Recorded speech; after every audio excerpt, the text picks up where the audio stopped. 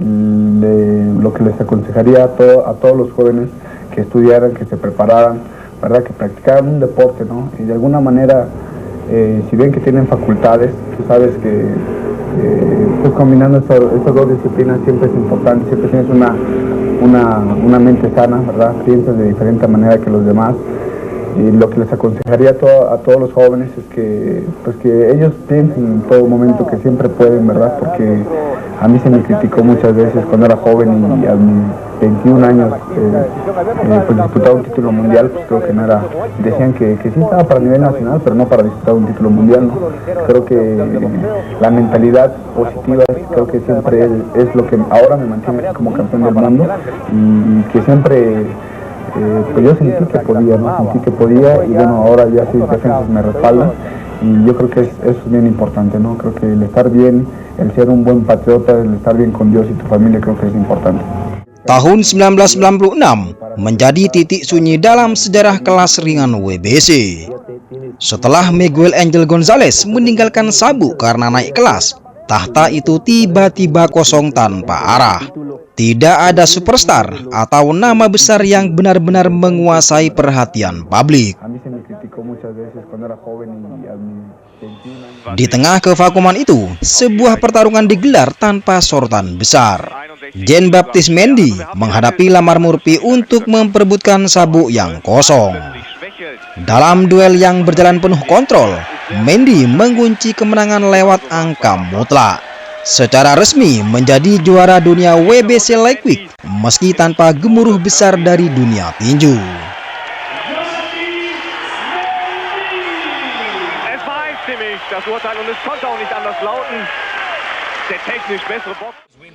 Hanya berselang kurang dari 1 tahun sejak merebut sabuk, Mendy harus menghadapi ujian pertamanya sebagai juara saat berhadapan dengan Steve Johnston pada 1 Maret 1997. Pertarungan ini berjalan ketat sejak awal. Bukan duel dominasi, tapi konsistensi yang sulit dipisahkan hingga ronde-ronde akhir. Namun ketika hasil diumumkan, keputusan terbelah berpihak pada Johnston. Dalam satu malam, tanpa kehancuran dramatis atau knockout brutal, era Mendy langsung berakhir dengan singkat, menandai awal dari periode di mana sabuk WBC mulai kehilangan stabilitasnya. Steve Johnston is champion, winning his points decision. Setelah merebut sabuk, Steve Johnston mulai membangun sesuatu yang sempat hilang di kelas ringan. Dia bukan petinju dengan sorotan besar, tapi justru disitulah kekuatannya. Gaya bertarung sulit ditembus. Johnston membuktikan dirinya bukan juara sementara dengan mempertahankan sabuk melawan nama-nama besar. Dalam periode ini, untuk pertama kalinya sejak pertengahan 90-an, sabuk WBC tidak langsung berpindah tangan. Namun ketenangan itu ternyata tidak akan bertahan lama. Johnston working the body.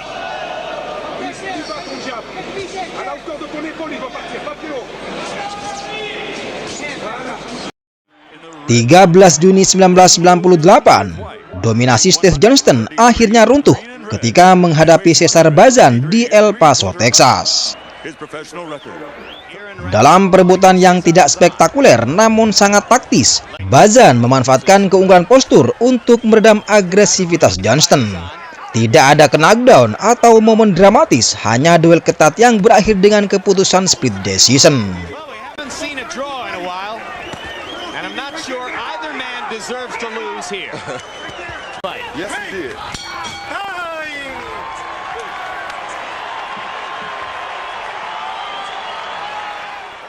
Malam itu, sabuk WBC Lightweight berpindah tangan, dan untuk pertama kalinya, Johnson merasakan kehilangan tahta setelah sebelumnya tampil nyaris tanpa celah. Namun dendam itu tidak dibiarkan lama oleh Steve Johnson. 8 bulan setelah kehilangan sabuknya, dia kembali naik ring menghadapi Cesar Bazan pada 27 Februari 1999. Pertarungan ini tetap berjalan ketat, nyaris tanpa jarak di kartu juri. Tapi Johnston mampu mencuri ronde-ronde penting di momen krusial. Saat keputusan diumumkan, arah kemenangan berbalik. Johnston kembali menjadi juara WBC, membuktikan bahwa kekalahan sebelumnya bukanlah akhir, tapi jeda singkat sebelum dia merebut kembali kendali atas tahta yang sempat dia lepas.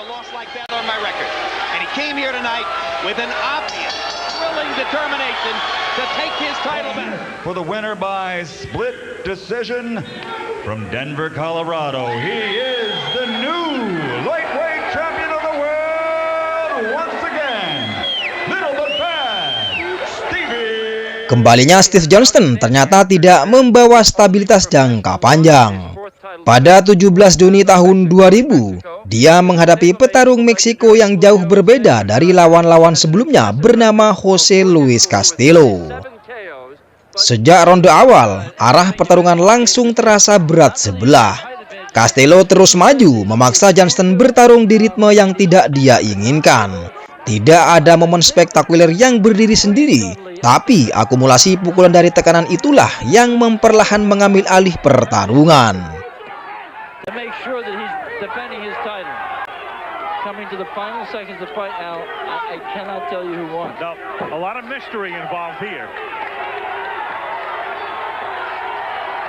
So they go all the way.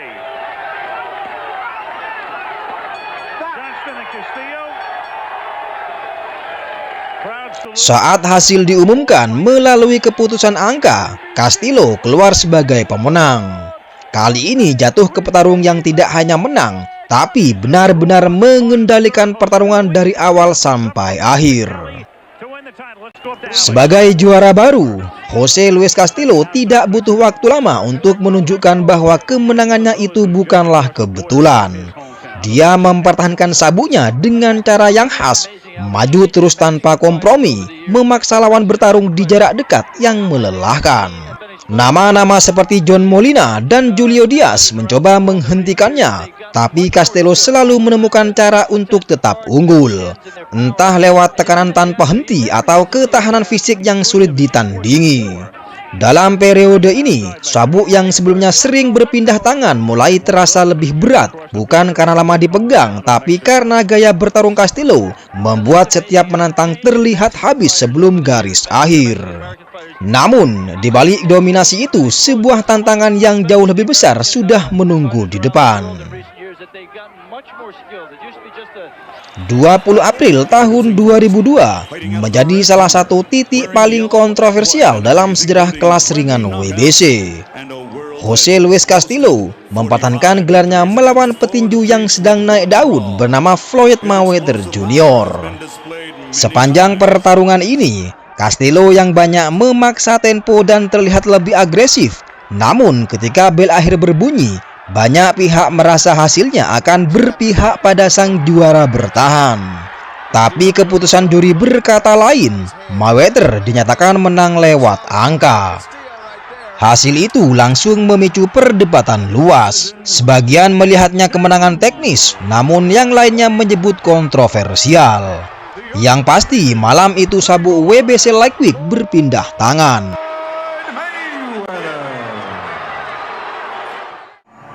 Kontroversi dari pertemuan pertama tidak dibiarkan menggantung terlalu lama.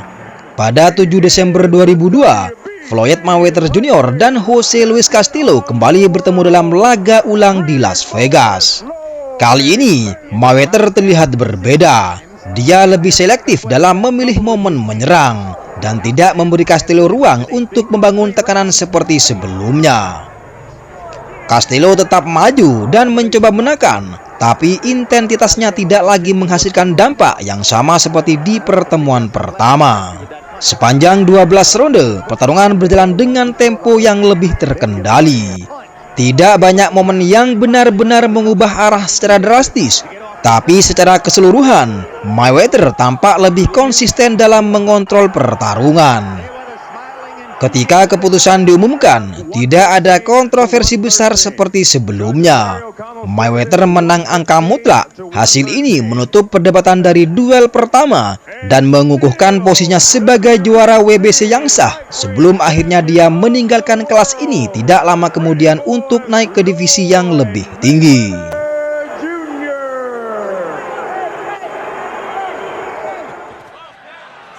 Setelah 2 kemenangan atas Castillo, Floyd Mayweather tidak bertahan lama di kelas ringan. Pada 2004, dia memilih naik kelas ke Super Lightweight, meninggalkan sabuk WBC dalam keadaan kosong. Situasi ini bukan hal baru bagi divisi. Dalam 1 dekade terakhir, gelar tersebut memang lebih sering ditinggalkan daripada direbut secara langsung di atas ring. Kekosongan itu kemudian membuka jalan bagi pertarungan baru untuk menentukan juara berikutnya. Pada 4 Juni 2004, Jose Luis Castillo kembali masuk ke perebutan sabuk yang kosong. Kali ini menghadapi Juan Lascano dalam pertarungan yang berjalan cukup jelas arahnya. Castillo mampu mengontrol jalannya laga dan meraih kemenangan angka mutlak. Dengan hasil itu, dia kembali menjadi juara WBC, menandai periode kedua kepemilikannya atas sabuk tersebut. To the winner by unanimous decision, Jose Luis El Temible Castillo. Kemudian pada 7 Mei 2005, Diego Corrales menghadapi Jose Luis Castillo dalam sebuah pertarungan yang sejak awal diperkirakan akan berlangsung dengan keras. Castillo datang sebagai juara bertahan, sementara Corrales membawa pendekatan agresif yang sama berbahayanya.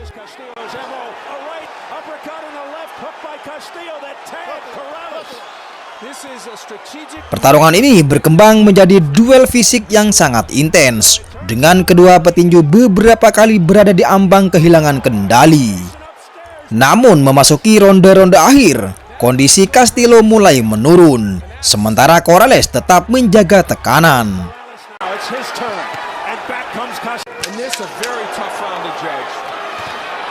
Pada ronde ke-10, setelah serangkaian pukulan tanpa balasan yang jelas, wasit menghentikan pertarungan.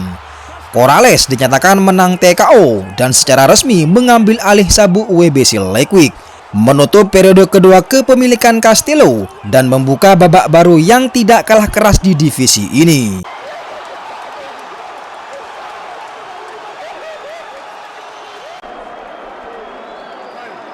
Setelah kemenangan atas Castillo, posisi Diego Corrales sebagai juara tidak bertahan lama dalam kondisi normal. Menjelang pertarungan berikutnya pada 7 Oktober 2006, Corrales gagal memenuhi batas berat kelas ringan.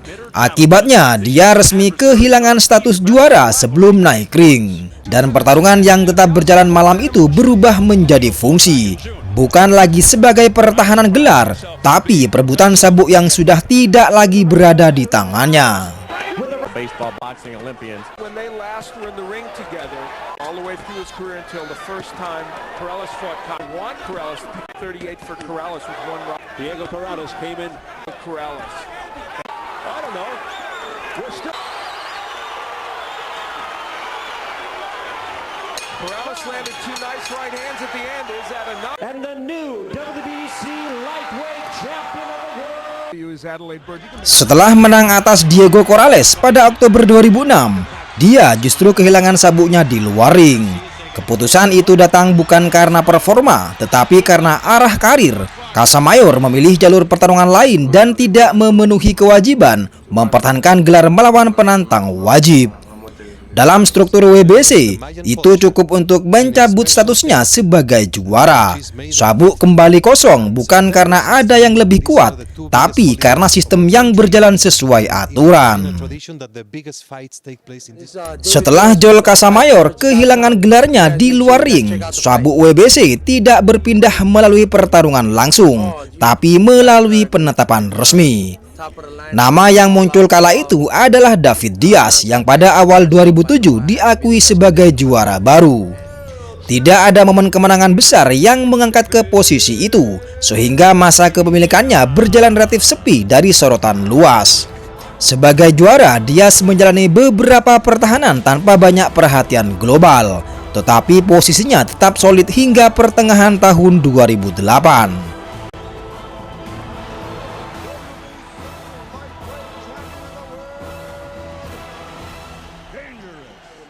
Lalu datang tantangan yang mengubah arah divisi secara cepat. Pada 28 Juni tahun 2008, dia menghadapi Manny Pacquiao, petinju yang naik dari kelas lebih ringan dengan reputasi yang terus berkembang. Dalam pertarungan tersebut, perbedaan kecepatan dan variasi serangan menjadi faktor utama. Pacquiao mengendalikan tempo sejak awal dan secara bertahap mendominasi hingga pertarungan dihentikan di ronde ke-9.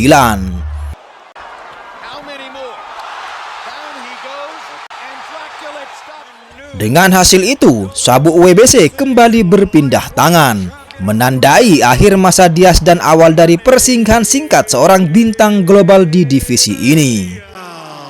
Kemenangan atas David Diaz membawa Manny Pacquiao ke puncak kelas ringan, tetapi masa itu tidak berlangsung lama.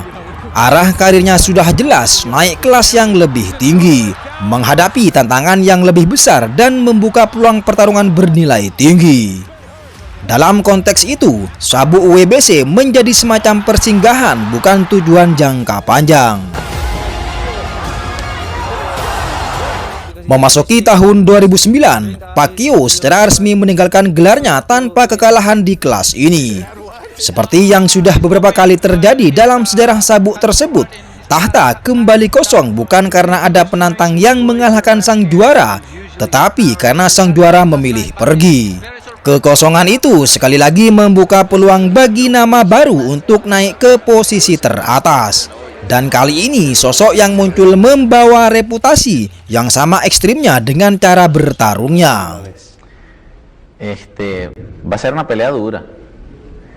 Ya que Kekosongan setelah kepergian Manny Pacquiao segera diisi melalui pertarungan perebutan gelar. Pada 4 April 2009, Edwin Valero menghadapi Antonio Pitalua untuk merebutkan sabuk WBC yang kosong. Sejak awal arah pertarungan terlihat jelas. Valero tampil agresif, langsung menekan tanpa memberi ruang bagi lawannya untuk membangun ritme. Dalam beberapa ronde saja, tekanan itu berbuah hasil ketika Pitalua tidak mampu melanjutkan setelah ronde kedua. Valero dinyatakan menang lewat TKO dan resmi menjadi juara.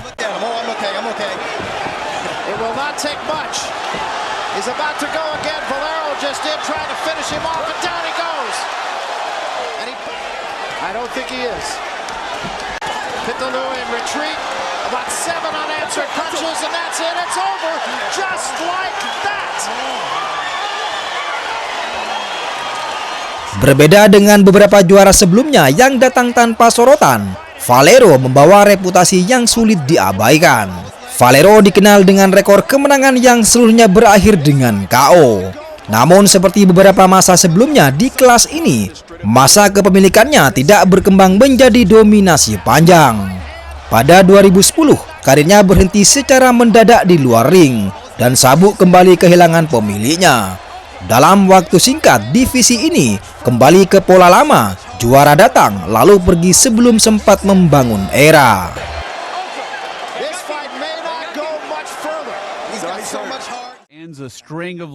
Setelah kepergian mendadak Edwin Valero, sabuk WBC kembali berada dalam kondisi kosong.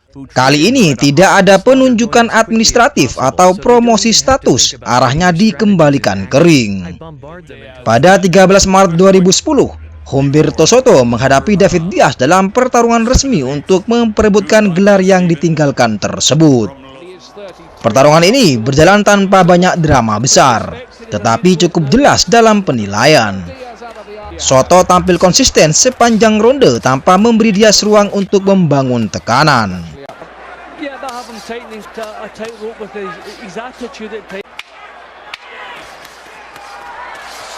Soto, more angles, oh good shots. He shook him up there, and down goes Diaz, and that just give him the cushion he needs.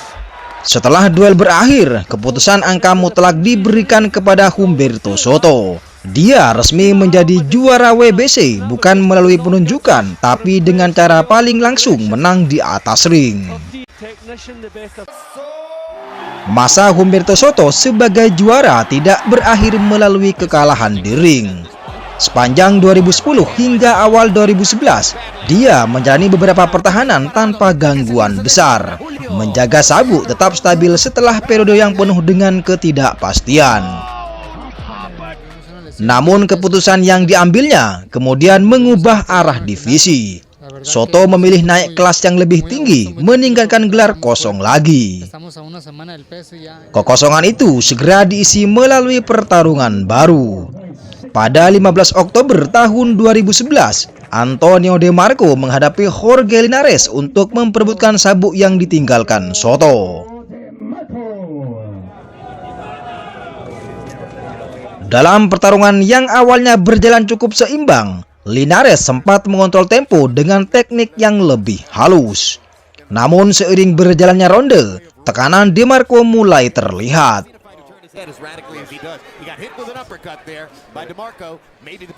Di ronde ke-11, setelah serangkaian pukulan yang tidak terbalas, wasit menghentikan pertarungan. Antonio De Marco menang TKO dan menjadi juara baru, menandai pergeseran berikutnya di kelas ringan dari stabilitas singkat menuju masa kompetitif yang lebih terbuka. Status Antonio De Marco sebagai juara tidak bertahan lama tanpa tantangan serius. Pada 17 November tahun 2012, dia menghadapi petinju muda yang sedang naik cepat bernama Adrian Broner.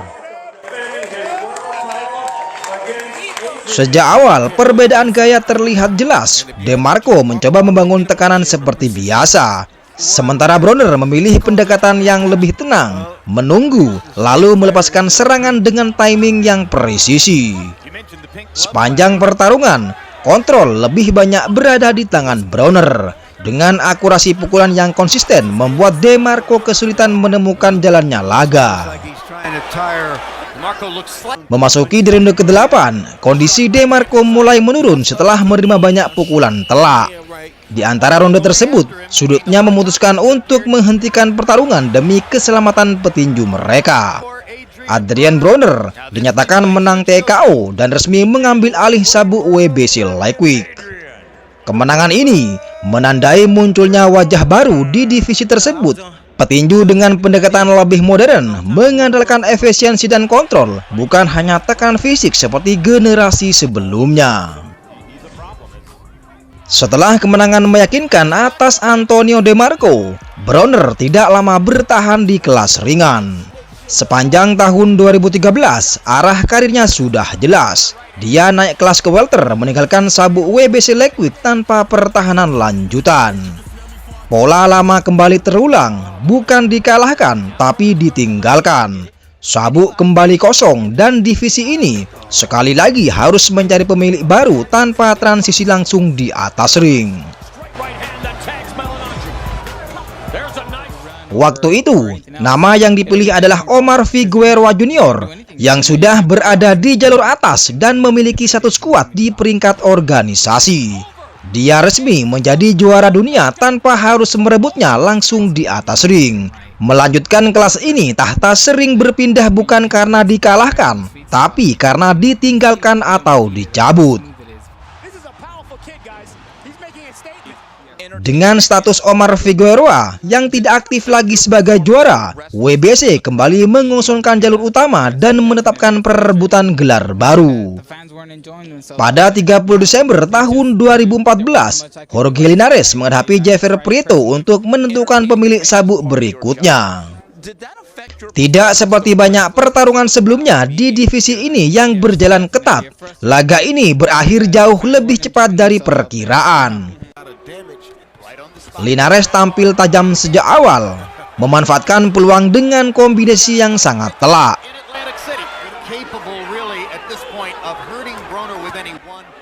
Memasuki di ronde keempat, sebuah pukulan kanan keras mengenai sisi kepala Prieto, dia pun terjatuh. Pertarungan dihentikan KO tanpa perlu keputusan juri. Kemenangan itu bukan hanya perebutan gelar, tetapi juga menandai sesuatu yang berbeda dalam pola divisi ini.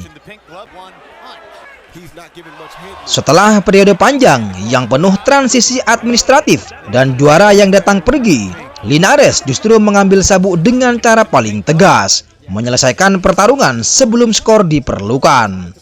Untuk pertama kali setelah beberapa waktu, sabuk WBC Lightweight berada di tangan petinju yang tidak hanya menang, tetapi benar-benar mengakhiri lawannya di atas ring. Dia mempertahankan gelarnya melawan Kevin Mitchell di London dalam pertarungan yang berlangsung ketat sebelum akhirnya dihentikan di ronde ke-10.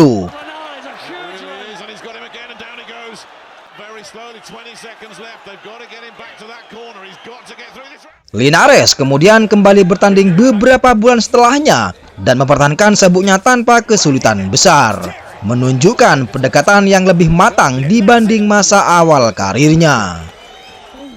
Namun stabilitas itu tidak berakhir di atas ring. Memasuki tahun 2016, cedera tangan memaksanya menunda pertahanan wajib melawan penantang resmi. Ketika Jorge Linares tidak mempertahankan gelarnya karena cedera, sabuk WBC Lightweight kembali diperebutkan. Pada 11 Juni 2016 di Verona, New York, Dejan Zlatikanin menghadapi Franklin Mamami yang masuk sebagai pengganti dalam waktu singkat. Sejak awal perbedaan level terlihat jelas. Zlatikanin langsung menekan memukul dengan kekuatan yang sulit diimbangi dan dia tidak memberi ruang bagi Mamani untuk berkembang. Pertarungan tidak berlangsung lama, hanya dalam 3 ronde. Mamani sudah berada dalam tekanan, menerima pukulan telak tanpa mampu memberikan perlawanan berarti. Wasit akhirnya menghentikan pertarungan. Zlatikanin menang lewat TKO dan menjadi juara baru. Kemenangan itu datang cepat, bukan melalui duel panjang, tetapi melalui dominasi yang langsung terlihat sejak detik awal.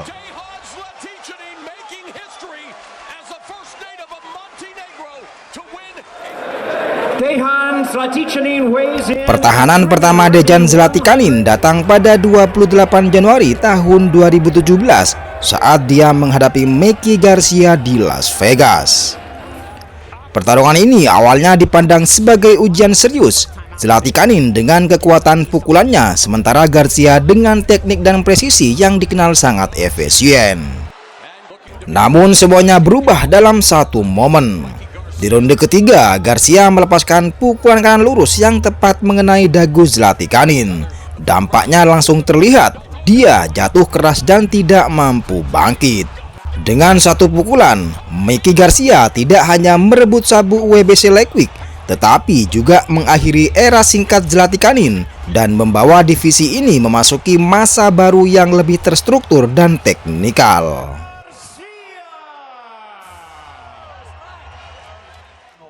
Setelah kemenangan KO atas Dejan Zlatikanin, Mikey Garcia tidak membangun masa panjang di kelas ringan. Sepanjang 2017 hingga 2018, arah karirnya mulai bergeser. Dia lebih sering naik ke divisi yang lebih tinggi untuk menghadapi lawan dengan nilai komersial lebih besar. Gelar ini tetap berada di tangannya secara administratif, tetapi aktivitasnya di kelas ini menjadi terbatas. Situasi tersebut membuat posisi sabuk kembali tidak sepenuhnya aktif, meskipun tidak ada kekalahan yang mengubah statusnya. Memasuki tahun 2019, perubahan akhirnya terjadi. Garcia memilih untuk meninggalkan gelarnya secara resmi, membuka kembali jalur WBC yang sempat tertahan. Dalam keputusan organisasi, sabuk tersebut kemudian diarahkan ke generasi berikutnya. Dan nama yang muncul kala itu adalah Devin Haney. Pada tahap ini, pola lama kembali terlihat, bukan direbut melalui pertarungan langsung dari sang juara, tetapi berpindah karena keputusan karir. Dengan masuknya Haney di divisi ini, secara perlahan bergeser ke era modern, di mana kombinasi teknik dan eksposur media mulai memainkan peran yang lebih besar dibanding periode sebelumnya. Kemudian WBC membentuk struktur baru dengan membedakan status juara utama dan franchise champion. Dalam proses itu, nama Devin Haney naik sebagai pemegang sabuk WBC, mewakili jalur utama divisi tersebut. Berbeda dengan banyak masa sebelumnya yang dipenuhi transisi mendadak, periode ini mulai menunjukkan arah yang lebih terorganisir. Hane datang sebagai bagian dari generasi baru, lebih muda, lebih aktif secara media dan dengan pendekatan teknis yang sangat disiplin. Dengan masuknya nama ini, perjalanan panjang sabuk WBC Lightweight dari era 90-an hingga 2010-an mencapai titik transisi. Dari masa yang sering ditentukan oleh kekosongan dan perpindahan cepat, menuju era di mana struktur organisasi dan identitas juara mulai dibentuk dengan cara yang berbeda.